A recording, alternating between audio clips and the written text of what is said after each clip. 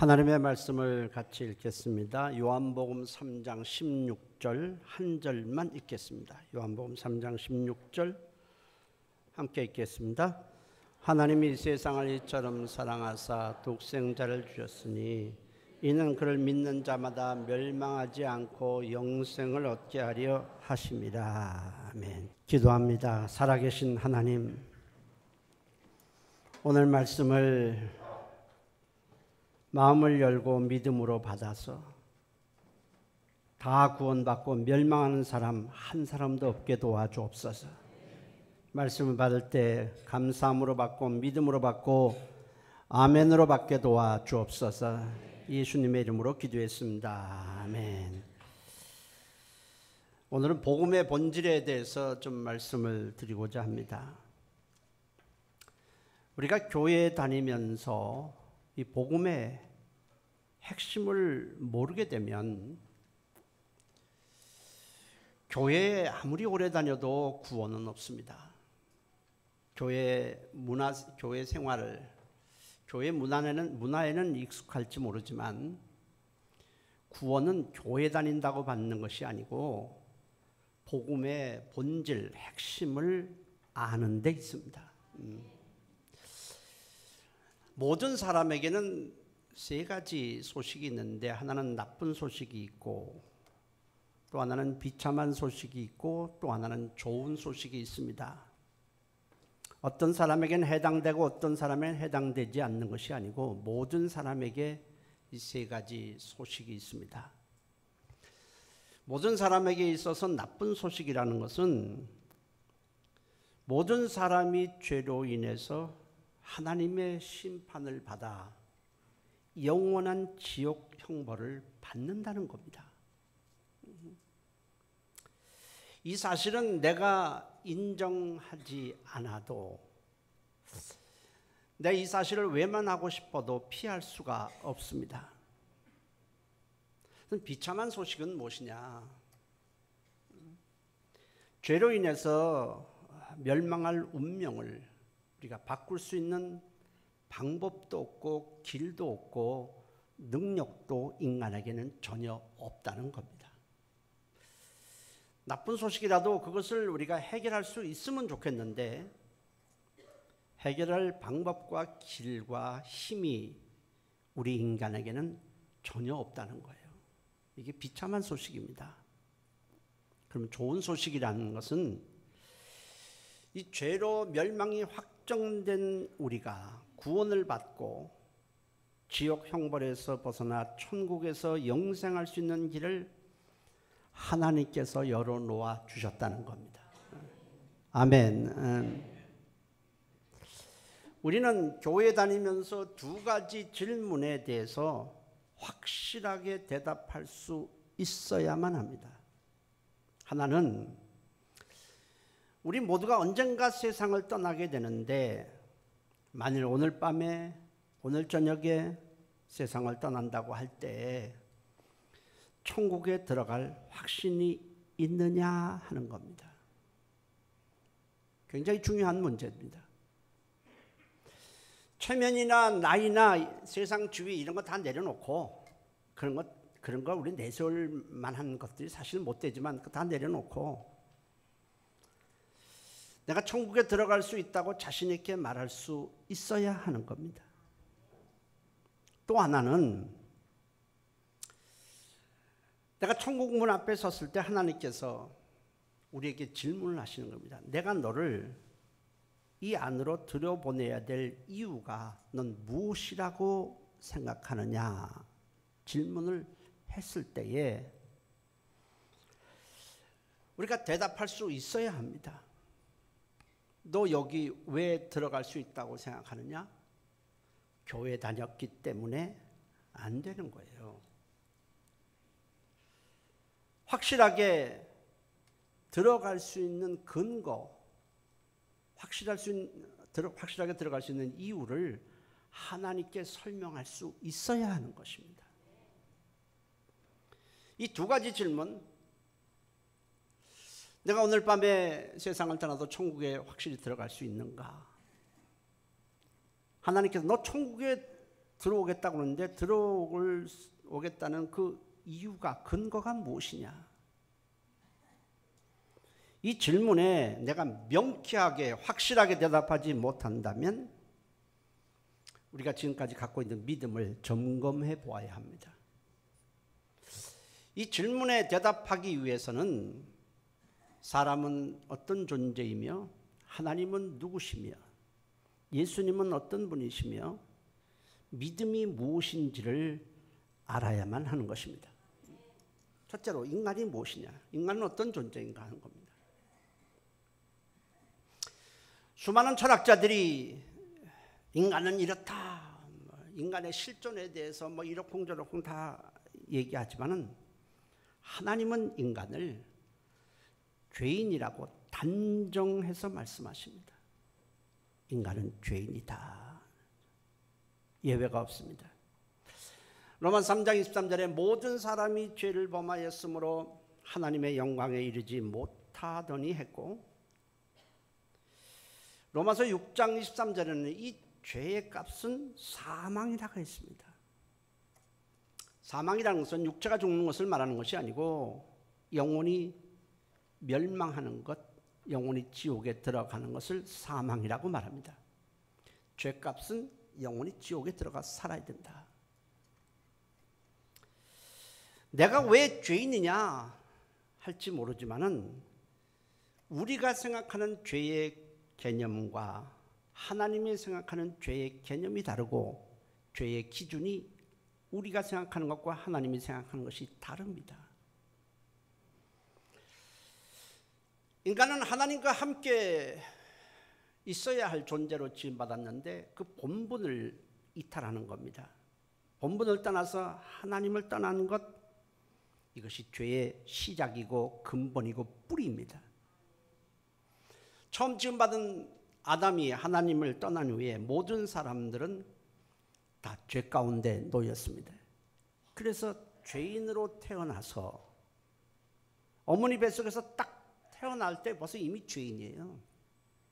그리고 죄 가운데 살다가 죄 가운데서 죽게 되고 그 후에는 심판을 받아 멸망하게 됩니다. 이게 인간의 실상이에요.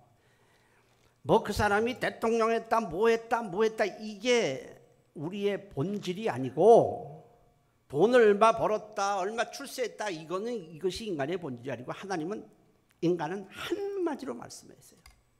인간은 다 죄인이다. 멸망한다. 이게 하나님이 인간을 보시는 기준이에요. 하나님은 우리 겉으로 나타난 말이나 행동뿐 아니라 마음속에 있는 생각까지 다 포함해서 완벽하지 아니하면 모두 죄로 말씀을 하십니다. 따라서 하나님의 기준에 죄인이 아닌 사람은 사실 없어요. 성경은 죄의 목록들을 쭉 많이 열거하고 있습니다. 그 중에서 로마서 1장 29절에서 31절에 보면 불의한 것이 죄다. 추악한 것, 탐욕, 악의, 시기하는 것, 미워하는 것, 분쟁, 살인, 악독함, 수군수군하는 것, 남을 비방하는 것, 교만한 것, 자기를 막 드러내고 자랑하는 것, 악을 도모하는 것, 부모를 거역하는 것, 무정하고 무자비한 것 다 죄라고 말씀을 합니다. 이 중에 하나라도 해당되지 않는 사람은 사실 없어요. 다 죄다. 이 죄를 갖고 있느냐? 너 지옥 간다. 이렇게 한마디로 말씀하시는 거예요. 우리가 하루에 한 두세 가지 정도만 마음속으로, 겉으로가 아니라 죄를 짓는다고 해도 제가 인생을 동안 얼마큼 죄를 지을까, 하루에 2번 내지 3번 정도만 죄를 짓는다고 해서 내가 계산해 보니까 한 10만 번 이상은 짓더라고요. 그것도 겉으로 나타나서 많은 것이 아니라 속으로 지은 죄만 가지고도 10만 번 이상이 돼요. 하나님의 완전하심에 이르지 못하면 모두 죄인입니다. 그래서 마태복음 5장 48절에 하나님 아버지의 온전하심과 같이 너희도 온전해야 된다. 우리가 어떻게 하나님처럼 온전해질 수 있습니까? 그것이 어떻게 가능해요? 그리고 하나님은 의의 기준이 된 법을 갖다가 정하셨어요. 율법이에요. 굉장히 많아요. 사람 사이의 관계도 우리가 일상생활에 살아가는데 적용되는 모든 의의 법을 정해 놓으셨어요. 그런데 야고보서 2장 10절 누구든지 율법을 다 지키다가 한 가지만 범해도 모두 범한 자가 되나니, 그렇게 말씀을 하세요. 어떤 사람이 지금까지 아주 착하게 살아왔습니다. 근데 어느 날 피치 못해서 한 가지 죄를 졌다고 할 때에 그 사람이 지금까지 착하게 살아왔다는 것 때문에 그 죄가 없다고 말하지는 않습니다. 그 죄는 죄예요.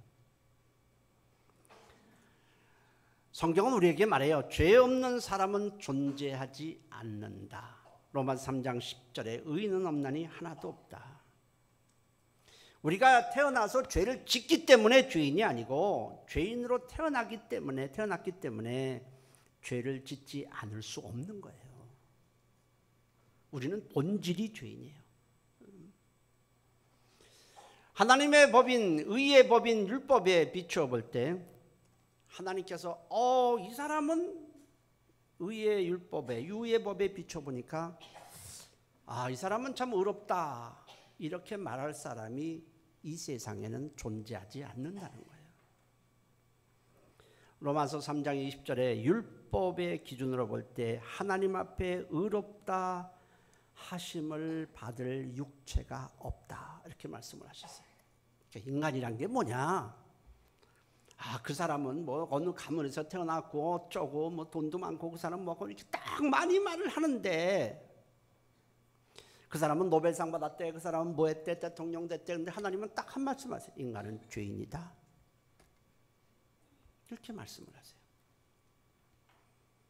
그리고 지옥에 가기로 확정되어 있다. 그리고 인간은 스스로 힘으로 이 죄에서 벗어날 길이 없다, 이렇게 말씀하시는 거예요. 그렇다면 하나님은 어떤 분이신가? 우리가 알기로 하나님은 만물을 창조하시고 그 지으신 만물을 그분이 100% 주관하고 계실 뿐 아니라 그분은 만물을 다 심판하실 재판관이십니다.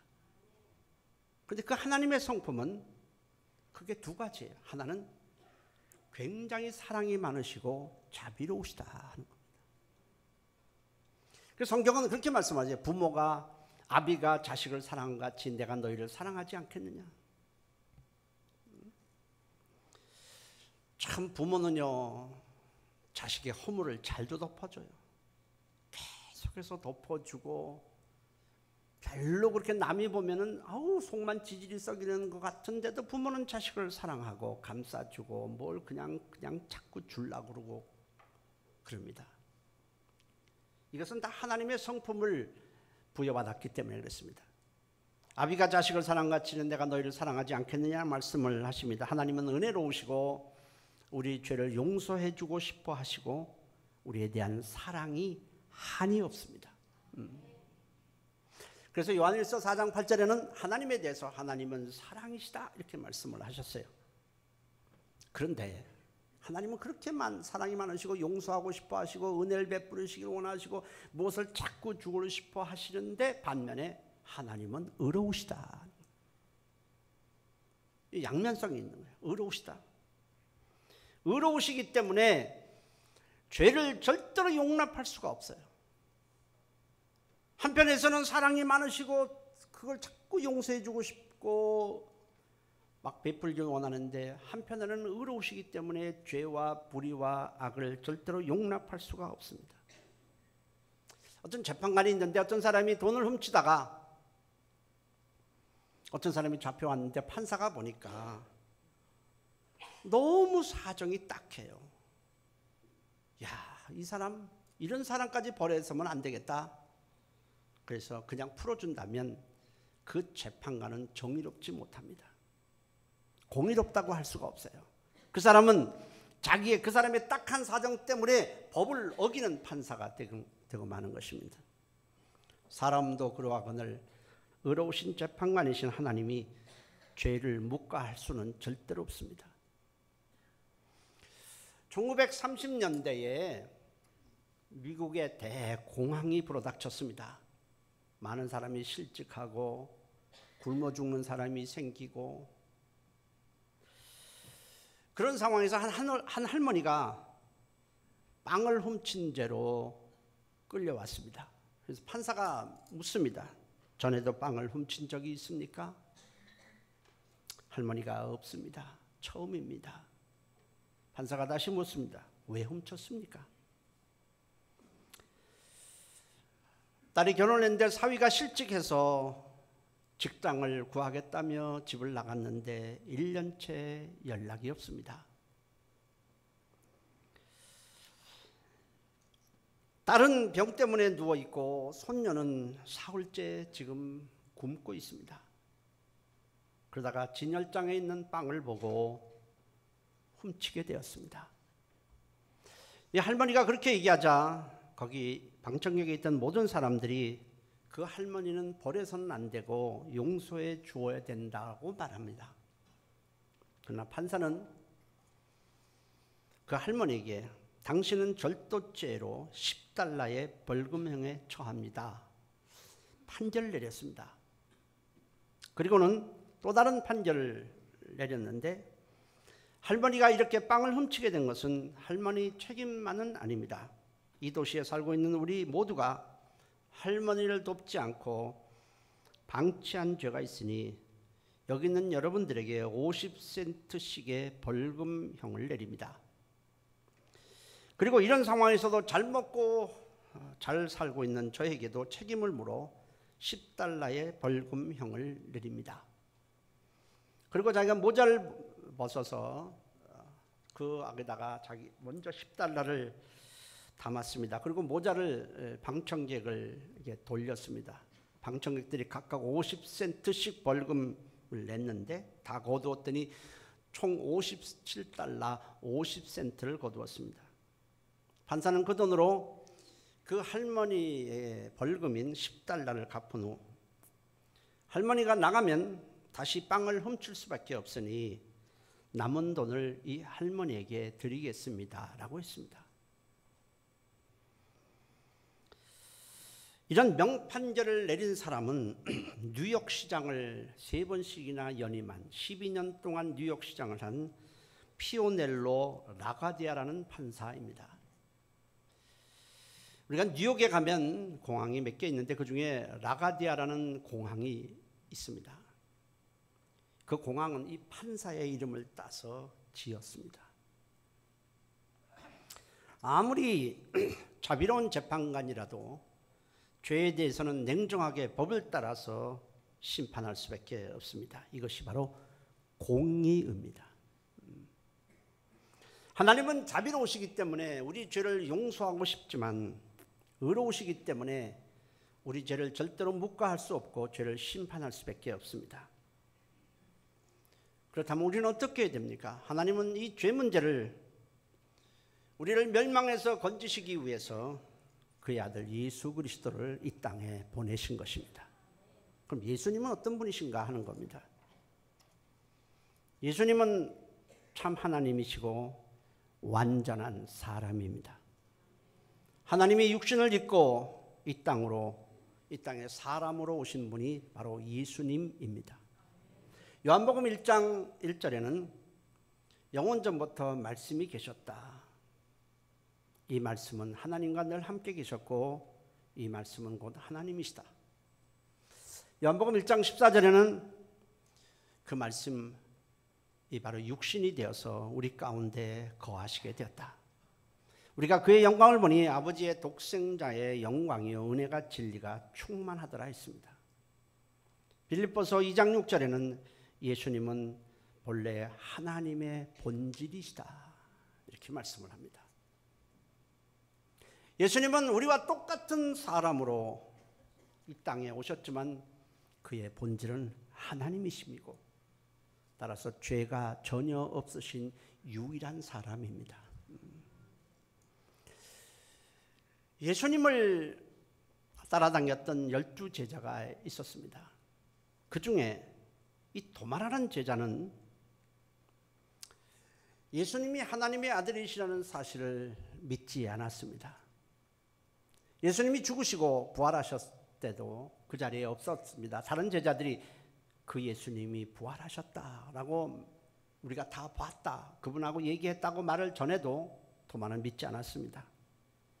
그 후에 이 도마가 부활하신 예수님을 대면한 후에 이렇게 고백합니다. 나의 주님이시요 나의 하나님이십니다. 자, 예수님을 십자가에 못 박는데 모든 것을 주도했던 자가 바로 로마의 백부장입니다. 백부장이라는 것은 100명의 군인을 거느린 장교를 말합니다. 이 백부장이 예수님을 십자가에 못 박는데 모든 것을 다 주도를 했습니다. 자, 예수님이 신문을 받고 채찍에 맞고 그 다음에 이제 골고다 언덕을 올라갑니다. 예수님이 무거운 자기가 매달릴 십자가를 지고 올라가다가 막 쓰러지고, 그러면 또 군인들이 일어나라고 채찍에 때리고, 그러면 막 밤새 시달렸지만 또 지고 올라가고, 옆에 지나가던 사람들이 막 조롱하기도 하고, 어떤 사람이 울기도 하는데 예수님이 또 말씀을 하십니다. 나를 보고 울지 말고 너희와 너희 자녀들을 보고 울라. 올라가는 과정을 쭉 주도한 자가 이 로마의 백부장입니다. 그리고 골고다 올라가서 자기가 또 말합니다. 군인들에게 저 예수를 십자가에 뉘어라. 그 나무에 뉘고 손에다가 못을 박아라. 이 손목에다가도 못을 박아라. 발을 포갠 다음에 거기서 못을 박아라. 다 주도합니다. 그리고 십자가에 높이 매달릴 때 지나가던 사람이 욕하기도 하고, 옆에 있던 다른 두 강도가 막 예수님을 향해서 한 사람은 막 비방하고 한 사람은 예수여 당신의 나라 갈 때 나를 기억하소서 하는 사람도 있습니다. 예수님은 그 처절한 고통 속에서도 아버지여 저들의 죄를 용서하여 주옵소서. 저들은 자기가 하는 일이 무엇인지 알지 못하니이다. 계속 그렇게 말씀을 하세요. 우리가 가상치료라는 거 있죠. 십자가상에서 7마디다. 이 백부장은 수많은 사람들을 십자가에 매달았었습니다. 수많은 범죄자들을 십자가에 달아서 처형했던 자입니다. 그것을 처음부터 끝까지 쭉 지켜보던 이 로마의 백부장. 그는 예수님이 죽는 그 끝까지 그 자리에 있었습니다. 그 예수님이 죽으심을 다 보면서 두려워하면서 이렇게 말을 했어요. 마가복음 15장 39절에 예수를 향하여 섰던 백부장이 그렇게 숨지심을 보고 이르되 이 사람은 진실로 하나님의 아들이었도다. 누가 그런 겁니까? 예수님을 처형한 처형자가 그렇게 말했어요. 예수님은 사람의 몸을 입고 오셔서, 하나님의 아들이 육신을 입고 오셔서 십자가에서 우리가 받을 죄값을 대신 치러 주셨습니다. 현재의 죄, 과거의 죄, 미래의 죄까지 다 청산해 주셨어요. 여러분, 우리는 죄를 지으면 그냥 금방 잊어먹어요. 뭐 몇몇 사람은 좀 기억하고 있겠지만 대부분 자기가 오늘 하루에도 수백 번씩 죄를 짓고도 우리는 기억도 하지 않습니다. 남을 향해서 막 나쁜 놈, 죽일 놈, 또 속에서 온갖 악한 생각, 더러운 생각을 다 하지만은 그걸 다 기억하고 있지는 않아요. 그런데 하나님의 책에는 우리가 태어나서 죽을 때까지의 모든 죄가, 마음속에 품은 죄까지 하나도 빼놓지 않고 다 기록되어 있다라고 성경은 말해요. 다 기록되어 있다. 이게 수십만 것도 아니고 수백만도 아니고 수억 개도 넘는 엄청난 죄가 다 기록되어 있다라고 성경은 말합니다. 하나님은 우리를 사랑하시지만은 우리 죄까지 사랑하시는 것은 결코 아닙니다. 하나님은 우리가 지은 이 엄청난 수많은 죄를 예수님께 다 옮겨주셨습니다. 이사야 53장 6절에 하나님은 우리 모두의 죄악을 그에게 담당시키셨도다라고 했고, 베드로전서 2장 24절에는 그가 친히 나무에 달려 그 몸으로 우리 죄를 담당하셨다라고 기록합니다. 우리가 요구한 것도 아니에요. 우리가 원한 것도 아니에요. 우리가 그런 일이 가능하다고 생각한 것도 아니에요. 나도 모르는 사이에, 내가 원하지도 않고 알지도 못하는 사이에 하나님은 일방적으로 우리를 사랑하시는 거예요. 자식이 부모에게 뭘 요구해서가 아니에요. 자식이 부모에게 뭘 원해서가 아니에요. 아무것도 안 했는데 부모가 자식을 일방적으로 사랑하고 쏟아부은 것처럼 하나님이 우리에게 그렇게 해 주셨습니다. 예수님이 십자가에서 죽으시면서 마지막 하신 말씀은 다 이루었다입니다. 다 이루었다 하시며 그의 영혼이 떠나가시더라 했습니다. 이 다 이루었다고 하는 원래 원문은 다 지불했다, 다 계산했다, 다 갚았다는 뜻이에요. 우리가 치러야 할, 반드시 갚아야 할 죄값을 예수님께서 대신 다 치르시고 갚아주셨다는 뜻입니다.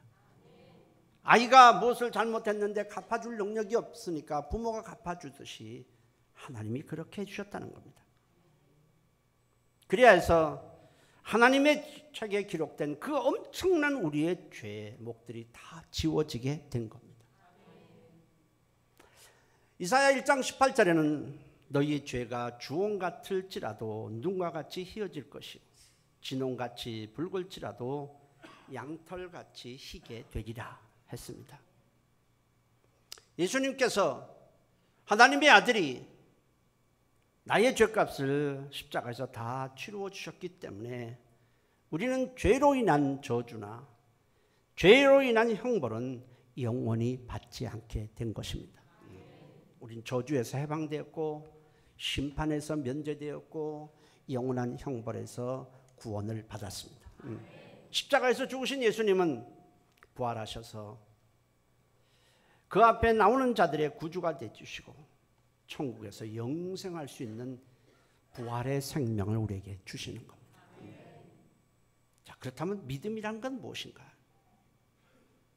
자, 예수님이 우리에게 다 이루어놓으셨는데 믿음은 과연 무엇인가? 믿음은 이 기쁜 소식을 받아들이는 거예요. 내 것으로 받아들이는 겁니다.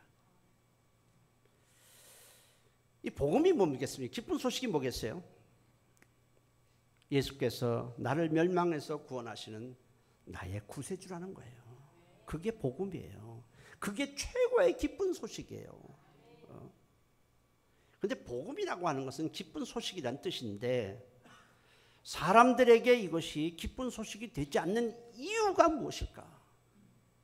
이 엄청나게 기쁜 소식이고 반드시 내가 알아야 할 기쁜 소식이고 최고로 좋은 기쁜 소식인데 사람들에게 이것이 복음이 되지 않는 이유는 자신이 죄로 말미암아 반드시 지옥에 가야 되고 저주를 받고 멸망할 수밖에 없다는 이 사실을 모르기 때문에 그래요. 모르니까 이것이 기쁜 소식이 안 되는 거예요. 여러분, 지금 어떤 사람이 지금 죽어가고 있습니다. 치료약이 없어요.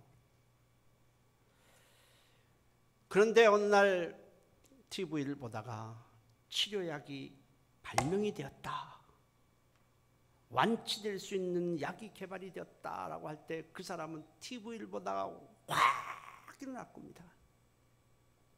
이것이 다음 주부터 시판이 된다. 왜? 치료약이 없어서 지금 죽어가고 있는데 그 치료약이 개발되었다고 그러는데 가만히 있을 사람은 누가 있겠어요? 이건 최고의 복음이에요. 그런데 치료약이 개발되었다. 무슨 불치병이 불치병을 치료할 수 있는 개발이 되었다는데 내가 그 병이 걸려 있지 않으면 나는 그것이 복음이 안 되는 거예요. 그랬구나. 개발이 되었대. 남 얘기하듯 하는 겁니다.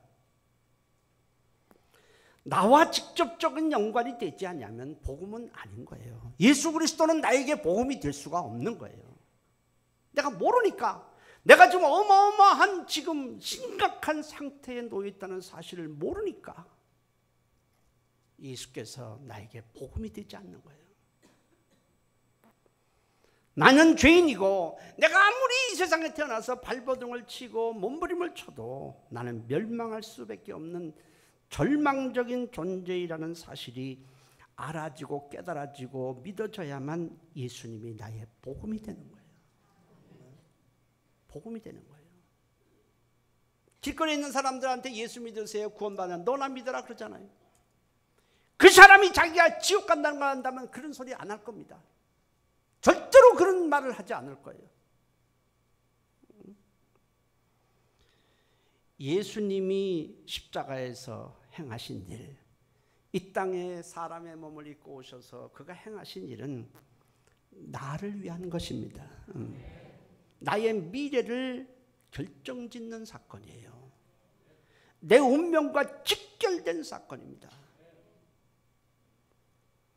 결코 남의 얘기가 아니에요. 남 얘기가 아닙니다. 내 문제예요, 내 문제. 예수님이 십자가에서 죄값을 청산해 주시고 부활하신 사건은 절대로 지나칠 수 없는 나의 사건이고 엄청난 사건입니다. 그래서 우리는 기쁜 소식인 거예요. 그러니까 믿음이라는 것은 예수님이 나의 구세주다라는 걸 아는 것이고, 믿음이라는 것은 그 사실을 내가 마음으로 믿고 입으로 시인하는 것입니다.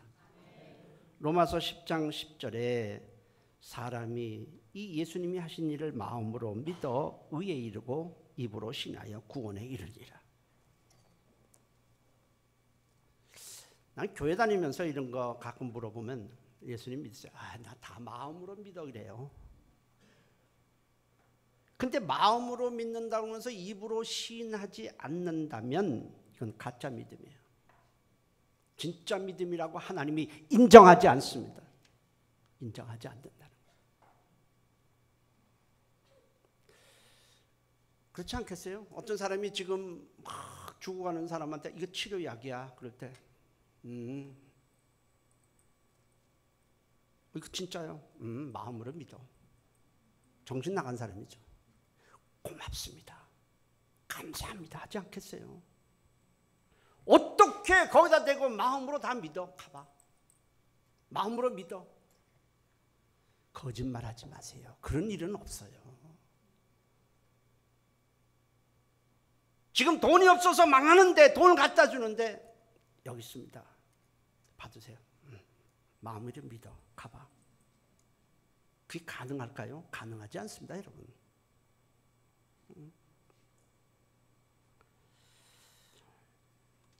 우리가 정말 믿는다면 고백하지 않을 수 없는 거예요. 뭐 체면 이런 건 할 게 아니에요. 지금 나이 따질 게 아닙니다. 하나님은 마음으로 믿는다. 그럼 입으로 시인해야만 진짜 구원받을 믿음이라고 비로소 인정하시는 겁니다. 우리 믿음은 확실하게 내가 말할 수 있어야 되는 거예요. 어제 저희 집에요, 무슨 싱크대 밑에 뭐가 좀 이렇게 물이 새고 뭐 어쩌고 그래서 어떤 사람이 수리하러 왔어요. 근데 보니까 교회 안수집사래요. 그래서 뭐 이런 얘기 하다가, 목사님, 제가요, 결혼할 때 우리 장인 장모님이 예수 믿는다고 되게 반대했는데, 이제는 교회 두 분 다 교회 나가세요. 연세가 많으세요. 그런데요, 신기한 게 있어요. 교회 10년 동안 우리 장인 장모님 교회 한 번도 안 빠지고 주일날 나가시는데 도대체 물어보면 변한 게 없어요. 변한 게 없대요. 그런데 그랬어요. 그럴 겁니다. 나이 들어서 예수 믿으면 자기가 지금까지 가졌던 이 생각을 빠지는데, 내려놓는 데만 해도 너무 시간이 걸려요. 새로운 거 받아들이기 전에 이걸 빼고 그 다음에 체면 내려놔야 되고 뭐 내려놔야 되고, 지금까지 자기가 한 말을 갖다가 다 있으니까 그걸 또 다 이렇게 또 무효라고 말하기는 좀 창피도 하고 뭐 이래저래서 시간이 오래 걸려요. 어떻게 그럴 수 있어요? 10년 동안 다녔는데 어떻게 예수님에 대해서 제대로 고백 한 번 안 해요? 그 내가 그럴 수 있어요. 저도 교회 목회하다 보니까 그런 사람 되게 많아요. 우리 교회도요 38명 있어요. 그랬어요. 여러분, 하나님 앞에 나이 세우지 마세요. 경륜 세우지 마세요. 하나님 앞에 겸손하셔야 합니다. 아멘. 믿음이라는 것은 예수님이 나의 구세주라, 이 복된 소식을 내가 받아들이는 것이고 그 예수를 내가 믿고 입으로 시인하는 거예요. 그리고 믿음이라는 것은 예수님께 내 인생을 맡기는 거예요. 예수님은 죄를 사하실 뿐 아니라 영생을 주셨을 뿐 아니라 믿는 자에게 성령님을 보내주셔서 세상 끝날까지 함께 하시고 인도해 주십니다. 예수님을 정말 구주로 믿는다면 예수님이 나의 구세주라는 걸 고백할 뿐 아니라 이제부터는 예수님께 내 인생을 맡기며 살아야 돼요. 그게 믿음입니다. 구원은요 하나님의 선물이에요. 선물은 대가로 주는 것이 아니라 사랑으로, 은혜로 주는 겁니다. 예수 그리스도는 하나님께서 우리에게 구원을 위해 주신 최고의 선물입니다. 그래서 예수를 믿으면 구원이 이루어지는 거예요. 알고 믿는 거예요. 천국에 갔을 때 너 왜 들여보내줘야 되냐? 아유, 그냥 내가 죽기 전에 그저 우리 자식이 그냥 예수 믿어요 그러면 구원받는다고 해서 왔어요. 예수가 누군데 몰라. 내려가. 지옥입니다 여러분. 지옥입니다. 100% 지옥입니다 여러분. 그렇게 구원이 값없는 게 아니에요. 그건 정말로 지옥이에요. 예수님은 누군데? 그냥 좋은 사람이래요. 지옥입니다. 왜 더 들어가야 되는데? 몰라요 예수 믿는데. 아닙니다. 나는 멸망할 자인데 하나님의 아들이 내 죄값을 치르고 십자가에서 피 흘려 내 죄값을 대신 치러주셨어요. 부활하신 예수님을 나에게 찾아오시고 내가 그분을 믿기 때문에 내가 영원한 생명을 얻었어요. 난 하나님의 자녀예요. 그래서 이곳에 왔어요. 그거 대답 못하면 천국에 못 가는 거예요 여러분.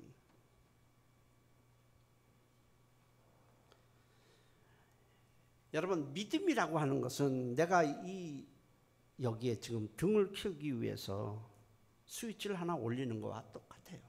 스위치 올리는데 힘든 사람이 있어요?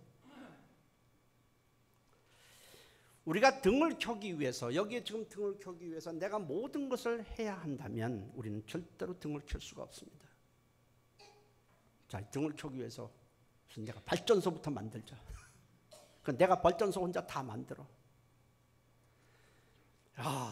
그 먼 데서 만들었으니까 여기까지 또 전선을 끌고 전선줄을 세우고 줄을 또 여기까지 있는데 우리 가정에다 해서 다 설치하고 뭐 여러 가지 또 만들어야죠. 그 다음에 또 등을 또 만들어야 돼 이제부터.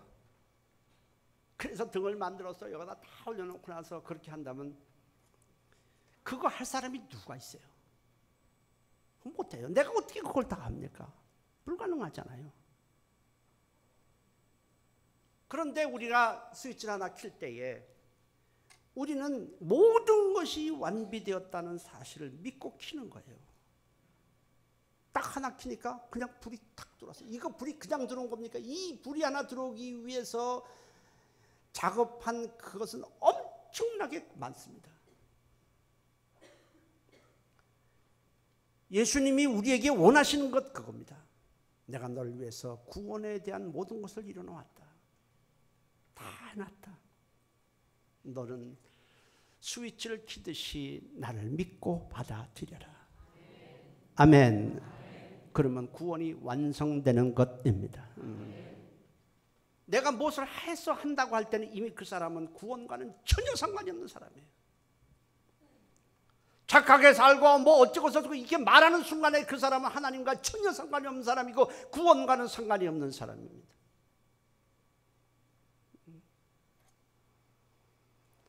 여러분들은 구원의 확신이